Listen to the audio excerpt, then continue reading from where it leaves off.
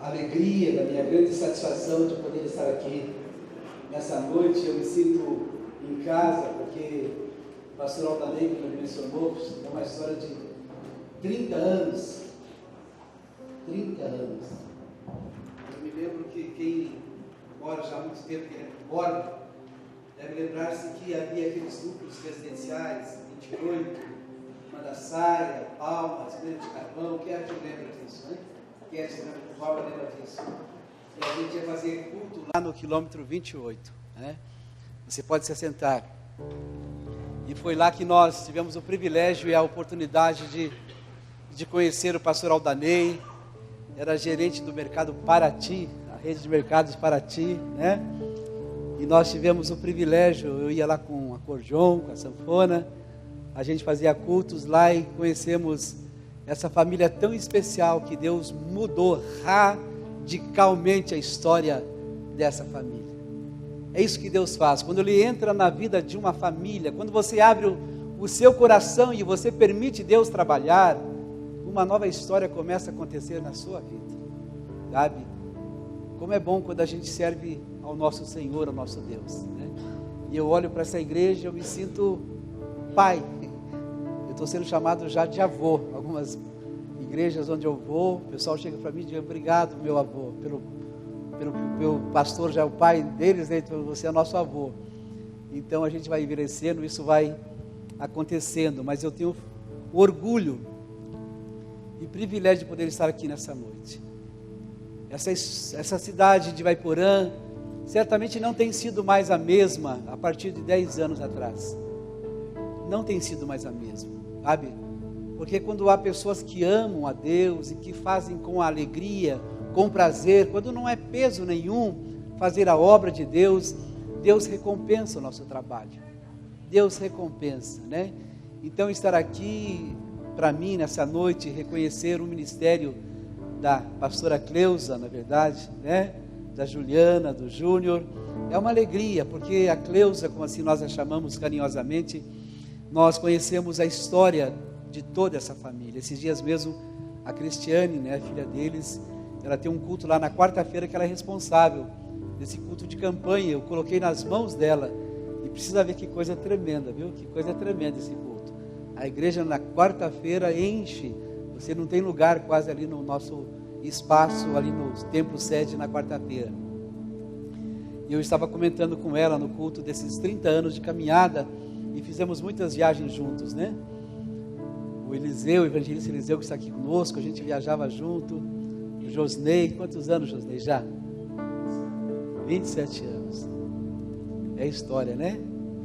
Disse para ele que estava com saudade de ouvir ele ministrar, já fazia algum tempo que não vi ele ministrando louvor. Estou feliz de vê-lo aqui, tá? Deus abençoe.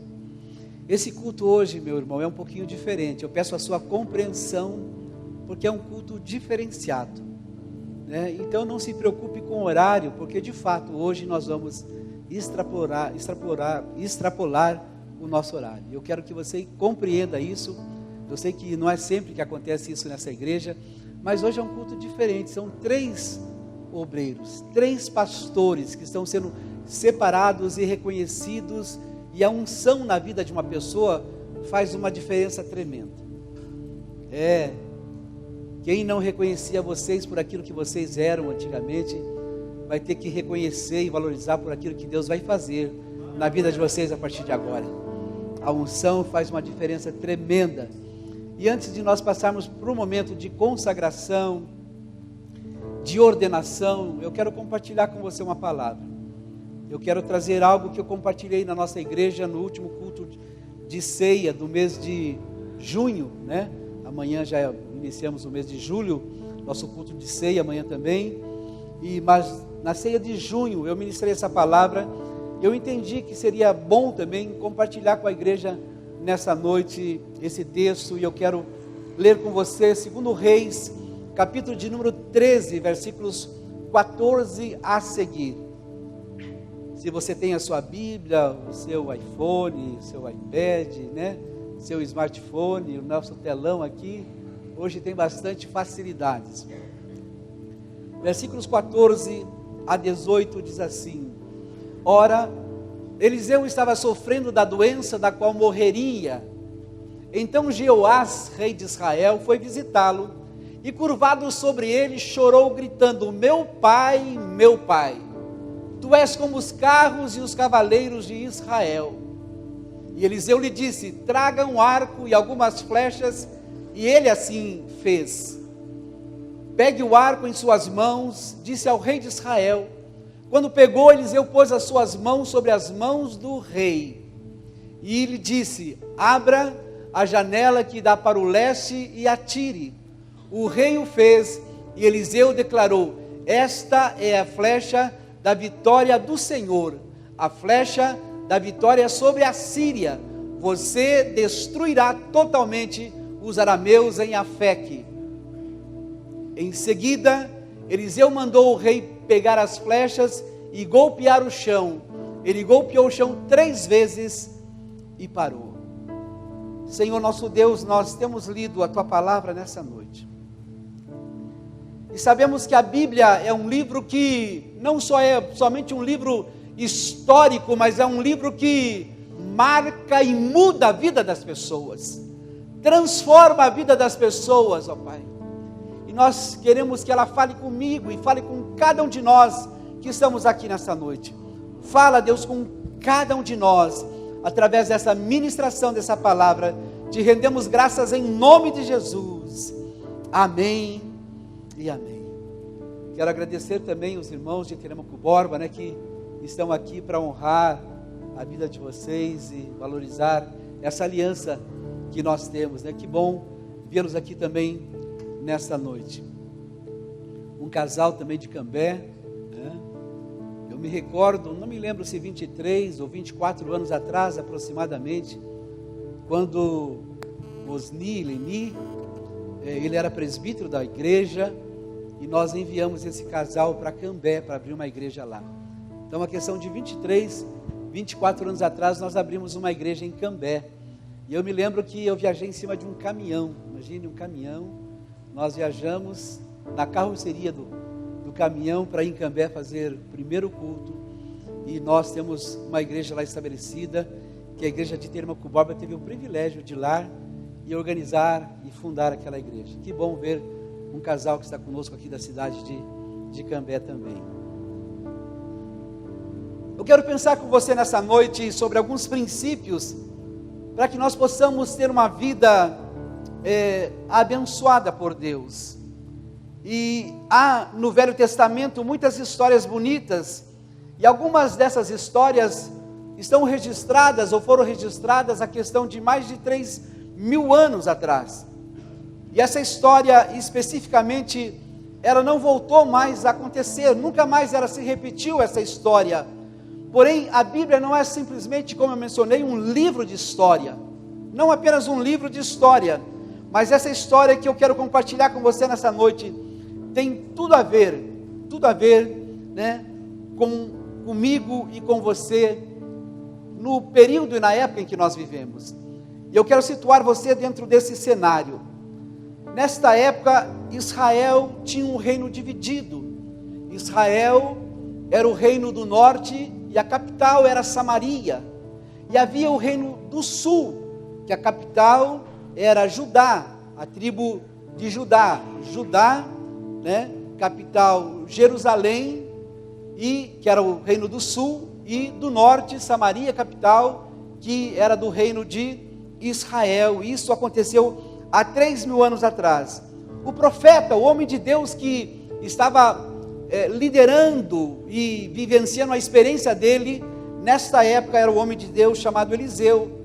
Esse homem estava já velho, já estava com os seus anos já avançados, estava no final dos seus dias.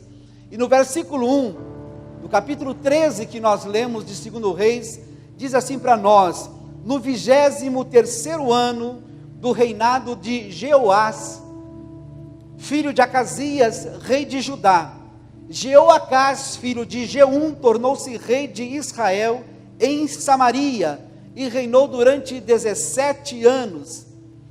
Na verdade, então, era em Israel que o profeta Eliseu dava algumas orientações para o rei Jeoás. Era lá que ele estava para que ele pudesse dar uma orientação para aquele homem. Eliseu era um homem de Deus e ele usa uma flecha, e essa flecha era na verdade um ato profético. Nós normalmente gostamos de fazer atos proféticos, isso é bíblico, esse tem embasamento, tem fundamentação bíblica quando a gente faz atos proféticos. E essa flecha, Eliseu pediu para que o rei usasse aquela flecha fazendo um ato profético. E eu quero que você pense comigo nessa noite. Você sabia que nas mãos do Senhor a sua vida é uma flecha? Você sabia disso? Nas mãos do Senhor a sua vida é uma flecha, sabe? Uma flecha preciosa. Nas mãos do Senhor a sua vida é uma flecha poderosa. E Eliseu, esse homem de Deus, ele diz: para você obter essa vitória, você precisa, usar essa flecha. Assim como essa flecha, ela é muito preciosa e poderosa, a nossa vida também, nas mãos de um arqueiro certo, ela terá um destino, um propósito a ser cumprido. Depende nas mãos de quem estará essa flecha. Depende quem é o arqueiro que está atirando essa flecha. Se as tuas mãos estiverem nas mãos do arqueiro certo, certamente essa flecha trará vitórias tremendas na tua vida, na vida da sua família. Uma flecha, ela poderia matar o inimigo, mas se não tiver um arqueiro para atirar, se não tiver um arco, essa flecha não faz sentido. Uma flecha sem um arqueiro, ela vai ficar solta, esquecida, caída de um lado. Ela precisa ter um arqueiro para que esse arqueiro dê uma direção, para que esse arqueiro dê um norte, dê um rumo para essa flecha. Portanto, uma flecha sem arqueiro não faz sentido nenhum. Então, você é uma flecha nas mãos de Deus, mas se não for esse arqueiro certo, não fará sentido, a sua vida não terá direção. Você conhece pessoas que não têm rumo, que não têm direção, que não sabem para onde estão indo? Sabe, porque não tem alguém que oriente, não tem alguém que aconselhe. Nós precisamos de um homem de Deus do nosso lado, para nos dar uma orientação, para nos dar uma direção. Eu falo que tem muita gente que muitas vezes pensa o seguinte: eu não preciso de igreja, eu não preciso de um pai espiritual, eu não preciso de cobertura espiritual. São pessoas que não respeitam o pai espiritual, ou seja, são flechas que não estão nas mãos de um arqueiro, são flechas que não terá utilidade nenhuma, porque não terá um alvo, não terá um sentido. Portanto, eu quero falar com você nessa noite sobre a flecha da vitória. Mas uma vitória, ela não vem de graça na nossa vida. Uma vitória, na verdade, é necessário perseverança. Não é fácil. O evangelista Lucas, no capítulo 21, versículo 19, diz assim: é perseverando que vocês obterão a vida. Tem que ser perseverante, sabe? Não adianta você caminhar um pouco e parar. Existem pessoas que param no quase. Eu quase cheguei lá. Eu quase terminei, eu quase concluí, eu quase conquistei, eu quase me formei, mas elas não passam do quase, não saem do quase, sabe? Então a perseverança, ela é necessária e ela é importante na nossa vida. Tem pessoas que são sábias, são inteligentes, têm inclusive uma boa formação, mas não vão além, sabe? Ficam ali no quase. Eu quase consegui, eu quase conquistei, sabe? Não adianta parar no quase. Deus quer que eu e você sejamos perseverantes. O que diz Hebreus capítulo 10, versículo 38, diz assim: mas o meu justo viverá pela fé, e se ele retroceder, eu não me agradarei dele. Quando a gente retrocede, quando a gente não avança, quando a gente para, Deus não tem prazer em nós, porque Ele tem um propósito na vida de cada um de nós. Ele tem um propósito. Imagina se a gente não tivesse ido um dia para o quilômetro 28. Imagine se a gente não tivesse ido um dia para Cambé, sabe? Imagine se a gente não tivesse obedecido ao nosso Senhor, se o pastor Aldonei não tivesse vindo aqui há 10 anos atrás.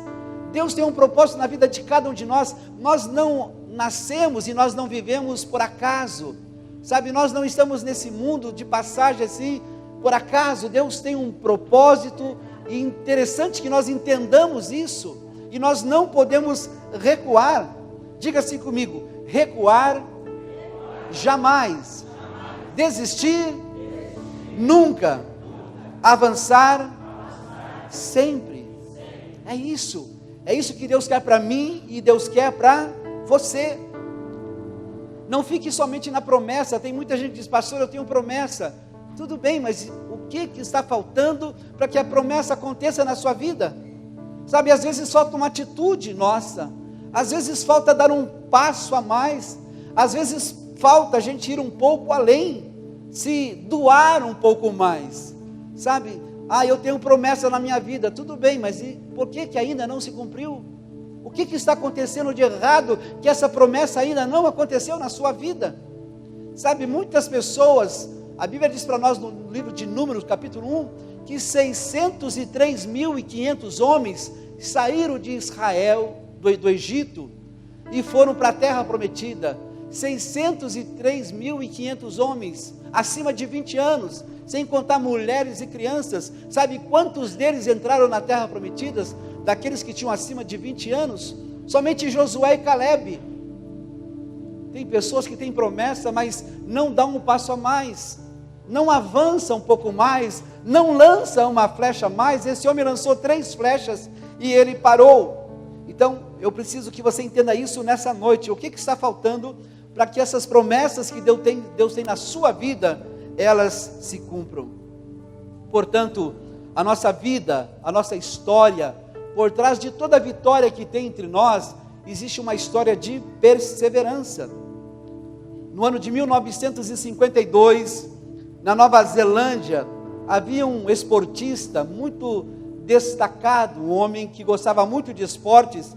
Ele se chamava Edmundo Hillary. E esse homem, ele nutriu no seu coração um sonho. E o sonho desse homem era muito ousado. Ele queria chegar até o topo do Monte Everest. O Monte Everest é um monte que tem 8.848 metros de altura. E Edmundo Hillary, ele tinha esse sonho. Ele nutriu no seu coração esse desejo de chegar lá. E ele tentou fazer isso. Ele se preparou com muito cuidado, lutou muito para conseguir. E ele partiu para realizar o seu sonho. Mas sabe o que aconteceu? Ele fracassou da primeira vez. Ele fracassou, e um grupo de pessoas da Inglaterra, na cidade de Londres, convidaram ele para fazer uma palestra, certa ocasião. E quando ele entrou no auditório, eles colocaram de propósito uma gravura muito grande do Monte Everest. E ele, quando se dirigia para a plateia, ele olhou para aquela gravura muito grande do Monte Everest, ficou parado e olhando naquele monte. Aí baixou a cabeça e foi até o auditório e pegou o microfone.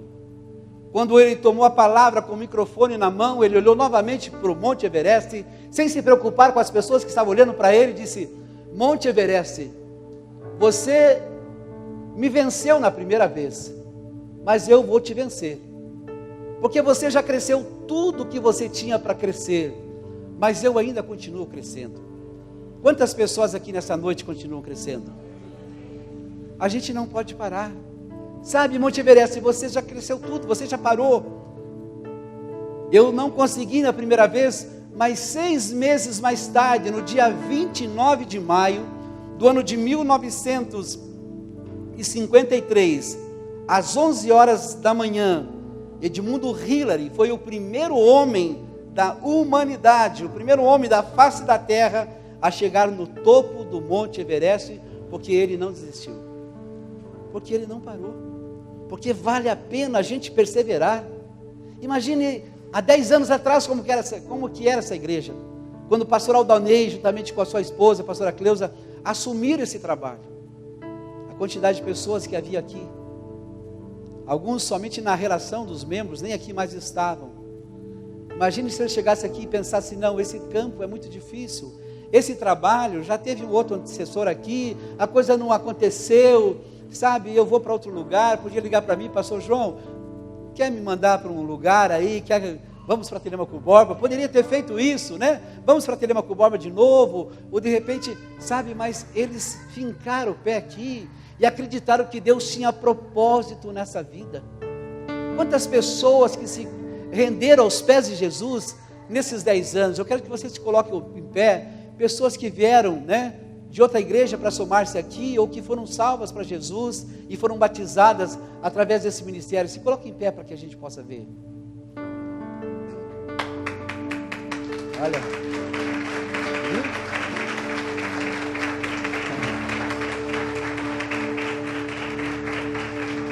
valeu a pena ou não valeu? Valeu a pena? Obrigado, você pode se sentar. É claro que vale a pena. Sabe, existem homens que lutam um dia e eles são bons. Existem outros que lutam um ano e eles são melhores. Mas existem aqueles que lutam uma vida toda. Estes são imprescindíveis. Em qual desses grupos você faz parte? Daqueles que são bons, daqueles que são melhores ou daqueles que são imprescindíveis? Sabe, eu quero me tornar imprescindível. Sabe, Deus tem feito diferença na minha vida e no meu ministério. Onde eu tenho colocado as minhas mãos e os meus pés, Deus tem honrado de uma forma extraordinária. Extraordinária. Extraordinária.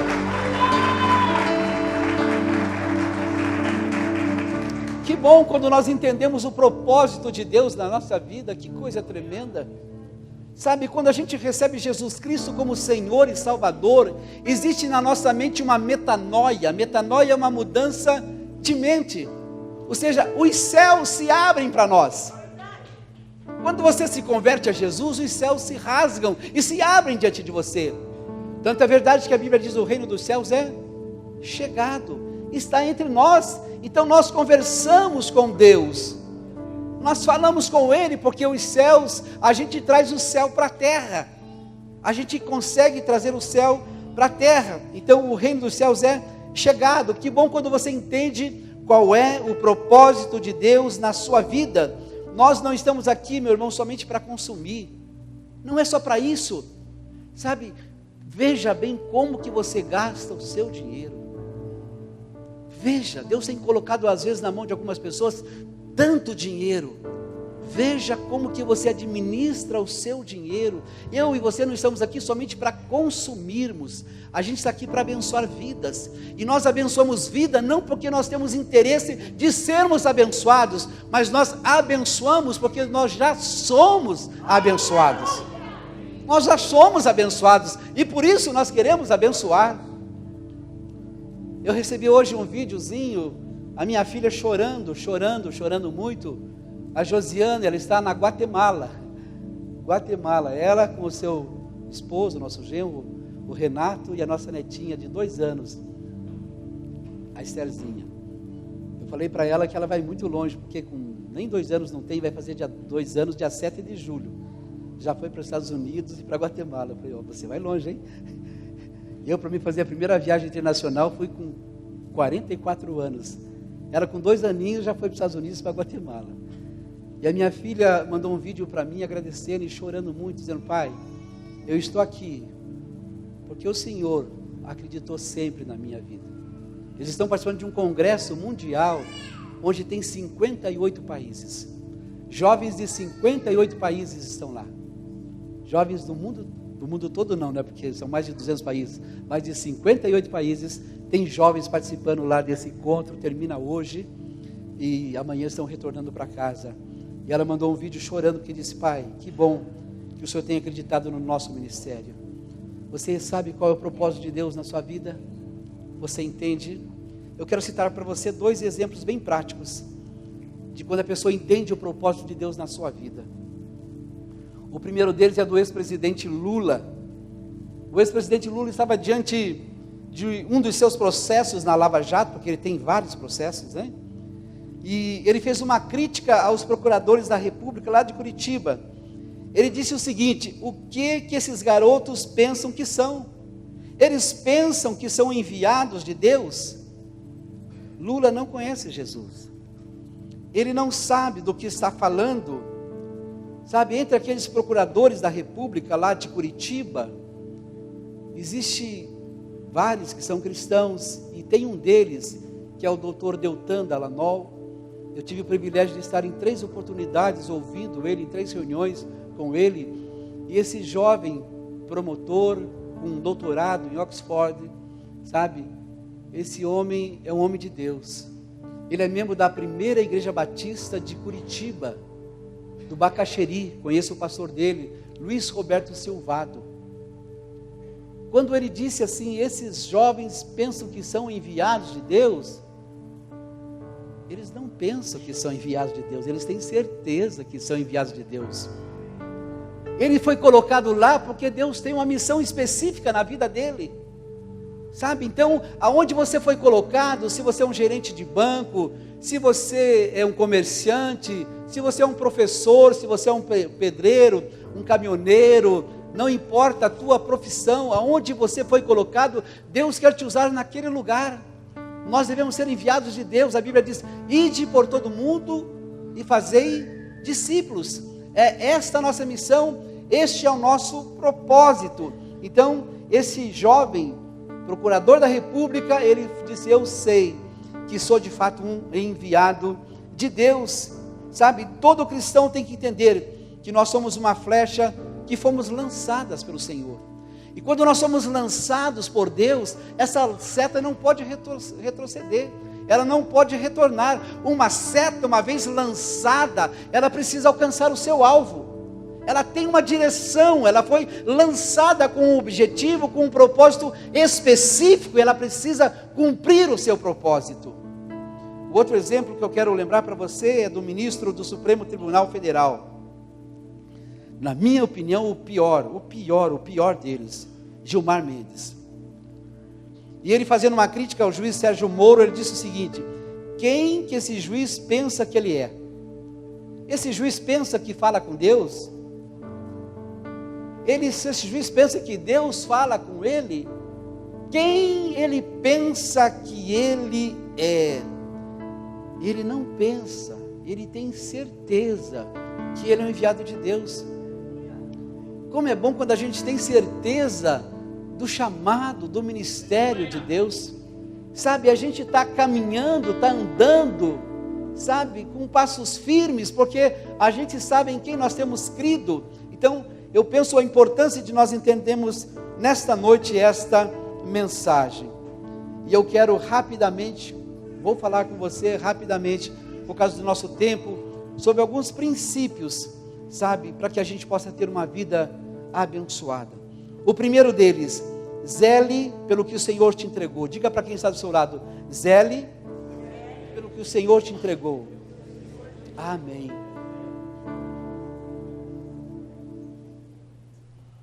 Versículo 1 que nós lemos já diz o seguinte: no 23º ano do reinado de Joás. Em algumas versões fala-se Joás, em outras Jeoás, mas é o mesmo rei, a mesma pessoa, um nome bíblico, outro nome hebraico.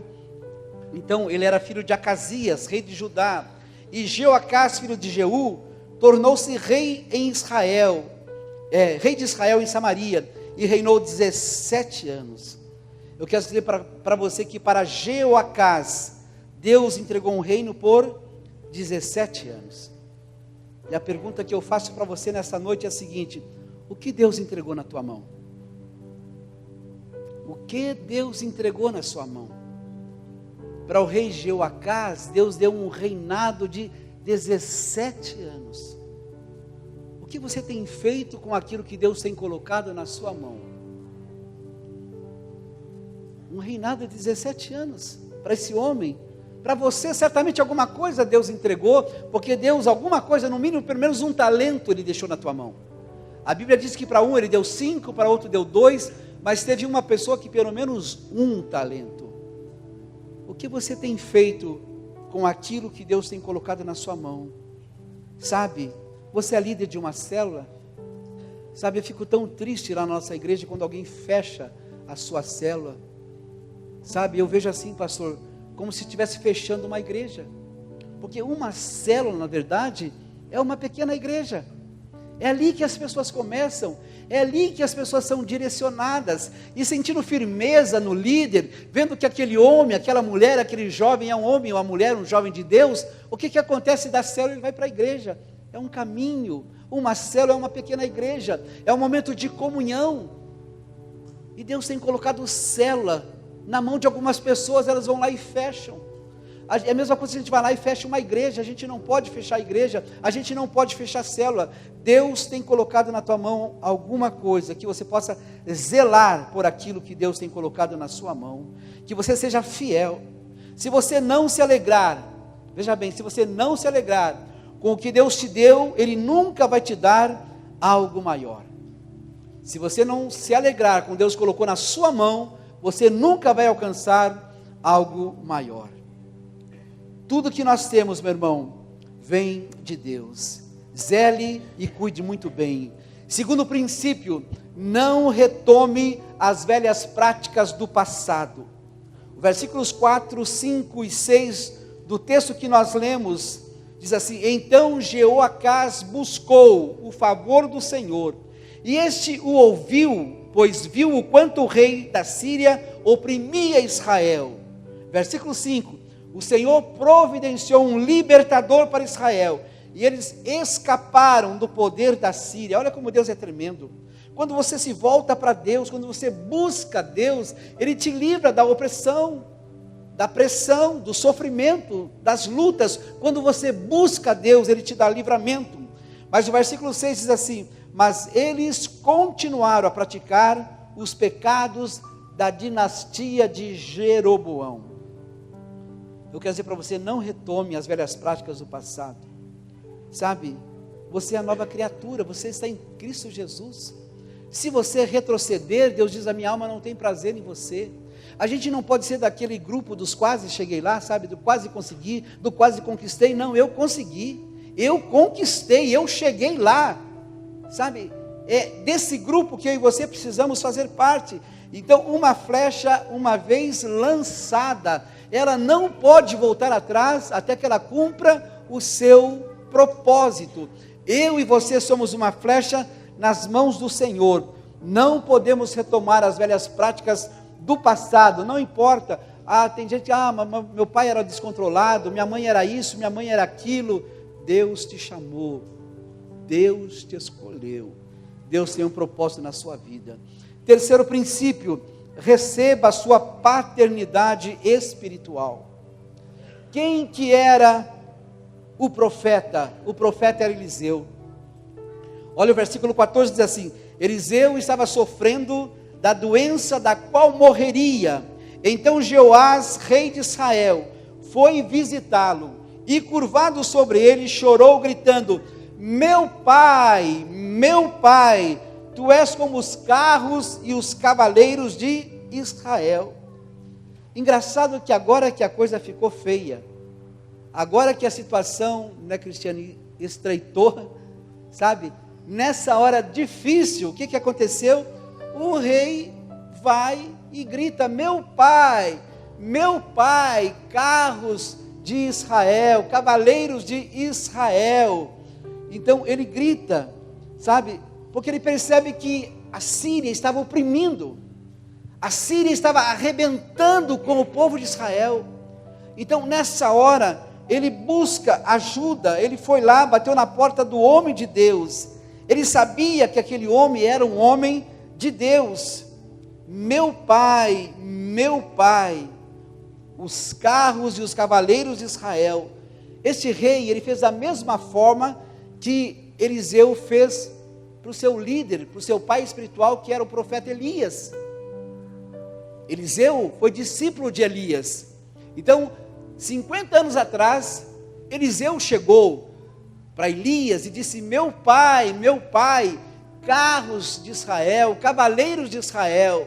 Essa mesma saudação, 50 anos depois, o rei Jeoás, ele fez também para Eliseu. Ele sabia que aquela era a forma de se dirigir ao seu pai espiritual. 50 anos se passaram e ele vai lá e grita: meu pai. Ele reconhece a paternidade espiritual. É interessante que ele reconhece a paternidade espiritual, mas ele não obedece o que o rei disse para ele, o que o profeta falou para ele: lance essas flechas. Ele lançou somente 3 e ele parou. Sabe, reconhecer que existe um pai espiritual é muito bom, mas não é só reconhecer, é também obedecer. Quando o pastor dá uma direção para a igreja, dá um norte, dá um rumo, ele sabe do que está falando. Ele sabe do que ele está falando. Sabe, ele tem contato com Deus. Não que nós sejamos melhor do que ninguém, mas normalmente um pastor, ele gasta tempo em oração, lendo a Bíblia, o coração dele está voltado para Deus. Então quando ele te dá uma direção, um homem de Deus, uma mulher de Deus, obedeça, mas obedeça até o fim. Não chegue no quase, não pare no quase. Sabe, quando algum pastor toma uma direção, e às vezes você não entende por que ele tomou aquela decisão, pastor. Esses dias eu falei essa frase, até achei interessante, fiquei até orgulhoso. Eu estava conversando com um deputado federal, a gente estava fazendo uma reunião com ele, e eu falei essa frase, ele disse: pastor João, eu vou anotar essa frase e vou usar. Eu falei: pode usar, porque não é minha também, eu só citei essa frase. Eu disse o seguinte para ele: muitas vezes as pessoas não entendem as decisões que você toma, porque não tem as informações que você tem, sabe, não tem as informações que você tem, por isso que não entende muitas vezes as decisões que você toma, sabe. Esse homem de Deus disse para ele atirar a flecha, mas ele obedeceu, mas não totalmente. Eu quero dizer para você assim, que meio copo d'água vazio, não é um copo cheio. Então meia verdade também é meia mentira. 50% de um copo com água é 50% de um copo sem água, sabe? Então tem coisas que são meias verdades ou meias mentiras. A gente tem que fazer 100% daquilo que Deus tem colocado na nossa vida, sabe? Então hoje, seja fiel e obediente à liderança que Deus tem colocado na vida de vocês. Não é somente chamar de pai, mas é obedecer o chamado daquilo que Deus está te dando orientação. Tem pessoas que dizem: mas pastor, esse negócio de, lançou somente 3 vezes aquela flecha, poderia ter lançado mais vezes, mas lançou somente 3 vezes, sabe por quê? Tem gente que quer a resposta assim, imediata, fazer campanha de 7 semanas, pastor. Olha, se não fosse 7 banhos de Naamã no Rio Jordão, ele não teria sido curado. Se não fosse 7 voltas pelas muralhas de Jericó, elas não teriam sido ruídas, aquelas muralhas. Foi necessário 7 voltas, ou seja, 6 dias, ou melhor, 13 voltas, porque foi 6 dias, cada dia uma volta, e no 7º dia 7 voltas. Necessário 13 voltas. Você quer uma vitória, você tem que pagar o preço. Tem que pagar o preço. Lança somente 3 flechas, olha o que aconteceu. A Síria poderia ser exterminada e derrotada totalmente aquela vez, mas a vitória não foi completa, porque aquele homem só lançou 3 flechas. Na verdade ele tinha 5, poderia lançar 5 ou 6 flechas. Sabe por que Eliseu disse: você poderia ter lançado mais? Porque ele sabia quantas flechas aquele homem tinha. Quando a gente diz para você, você pode ir mais longe, é porque pelos olhos da fé, a gente está vendo aquilo que Deus pode fazer na sua vida. Quando às vezes tem pessoas que nem ela acredita em ela mesma, em si mesma, mas os pastores, os líderes acreditam, porque tem uma visão diferenciada, diz: você pode, você vai conseguir, você vai chegar lá, continue. E é assim que as coisas acontecem, alguém nos estimulando, nos incentivando. O profeta disse: lance as flechas. Ele lançou somente 3, poderia ter lançado só 6 flechas. Se você pode orar 15 minutos, meu irmão, orar meia hora, não ore só 15 minutos. Se você pode fazer 2 ou 3 visitas na semana, não faça só uma. Sabe, vá um pouco a mais, vá um pouco além. Vá um pouco além. Tem gente desistindo muito fácil, muito fácil. Muito fácil. Às vezes as pessoas chegam para nós e olha, hoje a nossa igreja, o nosso templo, o CBA, são 2.000 lugares, 2.000 metros quadrados. Sabe, nós vamos fazer a fachada agora da nossa igreja. Só a fachada, pastor, é 150 mil reais. Porque tudo que você vai fazer é muito caro, por causa do tamanho, sabe? E tem gente que diz, mas como é que vocês chegaram aqui? Como que vocês compraram uma igreja lá em Ortigueira? Como que vocês construíram um acampamento? Porque a gente não desistiu. A gente não desistiu, sabe? A gente vai dando um passo a mais, e a gente vai conquistando mais coisas, porque sabemos aquilo que Deus tem para a gente fazer. Diga para quem está do seu lado, meu irmão, é necessário lançar todas as flechas. Amém. Perseverança, perseverança, perseverança, perseverança. E eu preciso encerrar, por causa do nosso horário, mas eu tenho mais 2 pontos, bem rapidinho. Não pare até lançar a flecha do teu destino. Versículo 19 diz, o homem de Deus ficou irado com ele e disse, você deveria ter golpeado o chão 5 ou 6 vezes, então iria derrotar a Síria e a destruiria completamente. Interessante que o texto diz, o homem de Deus ficou irado. Então você sabia que pastor pode ficar irado também? Sabe? Então se o pastor ficar irado com vocês, não fique zangado, né? Se os pastores aqui ficarem irados com vocês, não fique bravo, não fique irado também. Sabe, é que ele acredita em você. Ele sabe que você tem potencial para ir um pouco mais. Eles sabem, pelos olhos da fé, estão vendo que você pode ir um pouco mais longe.